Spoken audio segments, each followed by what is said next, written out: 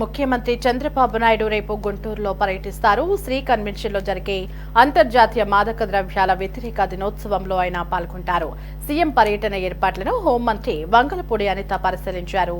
CM ప్రయాణించే ring road, Vidyanagar ప్రాంతాల్లో తీసుకోవాల్సిన జాగ్రత్తల గురించి పలు సూచనలు చేశారు. ఇక గంజాయిపై కూటమి ప్రభుత్వం ముక్కుపాదం మోపుతుందని హోంమంత్రి అనిత అన్నారు.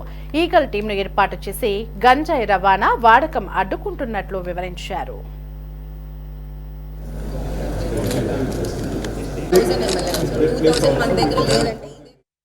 గౌరవ ముఖ్యమంత్రి వర్యులు నారా చంద్రబాబు నాయుడు గారు రేపు అదేవిధంగా ఎల్లుండ 26th and 27th కూడా గుంటూరులోని ప్రోగ్రామ్స్ ఉన్నాయి. ఆ ప్రోగ్రామ్ గురించి ఒకసారి చెక్ చేసుకుందామని చెప్పి ప్రోగ్రామ్ షెడ్యూల్ గురించి అదేవిధంగా లోకల్ నాయకులతో అధికారులతో మాట్లాడడానికని ఇక్కడికి రావడం జరిగింది.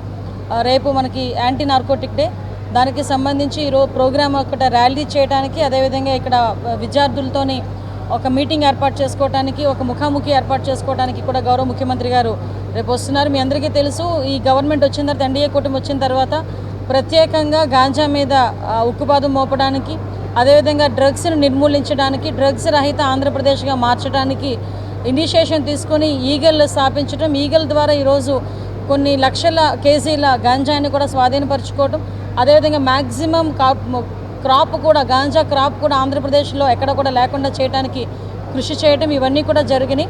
దీని నేపథ్యంలో ఈరోజు ఈ యాంటీ నార్కోటిక్ డేకి సంబంధించి ఒక ఉన్నతమైన స్థానం ఉంది. దానికి సంబంధించి దేశవ్యాప్తంగా జరగబోయే ఈ కార్యక్రమానికి రేపు సీఎం గారు ఇక్కడ ప్రారంభించడం, మిగతా జిల్లాల్లోని కూడా సంబంధిత ర్యాలీలు కూడా ఏర్పాటు చేసుకోవడం, మీటింగ్లు కూడా ఏర్పాటు చేసుకుని, అవేర్నెస్ క్యాంప్స్ కూడా ఏర్పాటు చేసుకోవడం జరుగుతుంది. దీనికి ప్రజలందరూ కూడా సహకరించాల్సిందిగా కోరుకుంటున్నాం. ఇక్కడ ఈ మనకి ఫీవర్ హాస్పిటల్స్ జంక్షన్ దగ్గర నుంచి అది చిల్లీ పాయింట్ వరకు బై రోడ్ చంద్రబాబు నాయుడు గారు పాదయాత్ర చేస్తారు, అదేవిధంగా ర్యాలీ చేస్తారు.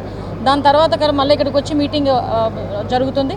అదేవిధంగా 27th కూడా యాక్తాన్ పోలీస్ డిపార్ట్మెంట్ వాళ్ళ తరఫున జరిగిన యాక్తాన్లో కూడా సీఎం గారు పాల్గొన్నారు.